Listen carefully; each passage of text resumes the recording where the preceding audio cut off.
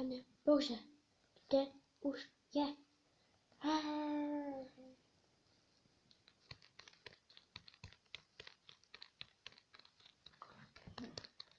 Tohle to vážně není normální.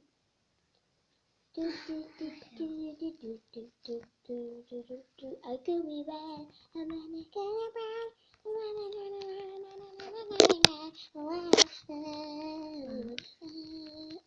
OK, je zapnutá kamera, že jo? Super je. Jo, takže ahoj lidi, tady s naší partou.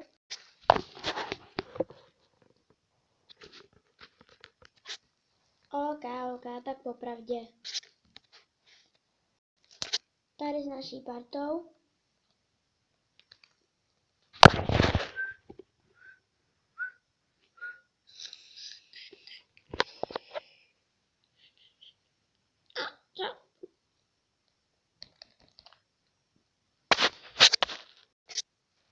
Jej. Asi budu muset jít někoho sem. Hned jsem tady. Takže super, už jsme tady celou? Jo, jasný. Tak jo, takže tohle je vlastně o tom, že jsme koukali prostě na takovou hororovku. Bylo tam napsané, že je to popravdě, že tady ve mně chtěli to spečovat nějaký dům starý. Chceme to teda prověřit, prostě je to. A je prej, že už se tam hlavně zavraždilo lidi, my tomu prostě nevěříme a jdeme dovnitř. To říkal kdo, že tomu nevěříme? A to je jedno, prostě jdeme. Jdeme si zbalit věci. Co? Jasný. Jo.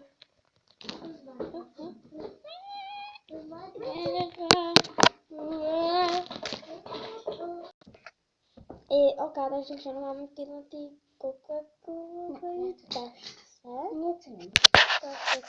Ještě tam je hustá. A teda tohle. Nebože. Je tady. OK, tak jsem si myslel, že jsme trochu retardovaný, ale fakt jen trochu. Jo, takže Pato, držíte se dovnitř? Jasný, až tam budeme spát, OK. Já jsem expert, já taky. Kdo jsi jako? Já jsem Eliška. Aha, ty jsi tam jako s námi taky? Jo. Což divné. Ani neprovokujte, jo? Jasný. Tak jdeme. Když řeknu, že jdeme, tak jdeme. Do prtengofer. Takže chci říct, že krásně na místě a tady už jsme si tam dali věci, všechno. Jsem nenatáčel, že jo, Pato? No jasně, ale nemusíte furt natáčet, už to začíná trochu trapný. No jo, ukáž prosím tě. Jo, takže to. A teda tady to je, takhle jakože takový opuštěná louka, jsme teda na louce. A jsme hned tam u jeskyně vzadu. A teda je to tady fakt strašidelný a říká se tomu místo vražedná louka, protože nějaká Magorová máma zabila svoje děti, takže je to fakt úplně ujetý. A teda to. Ale nemusíš tady říkat, že je to ujetý, jo. Ale třeba někdo se bojí. Počkej, ale já to takhle nemyslel. Pane Bože. Vážně si teďka urazil, já jdu to. Nemůžu za to, že se vždycky urazí. Pane Bože. Nevšímej si holek. Teď jsem to říkal. A to je jedno, prostě to. A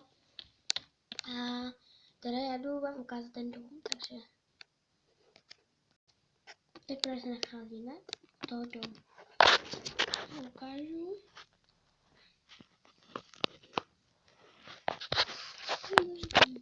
A teda jdeme dovnitř.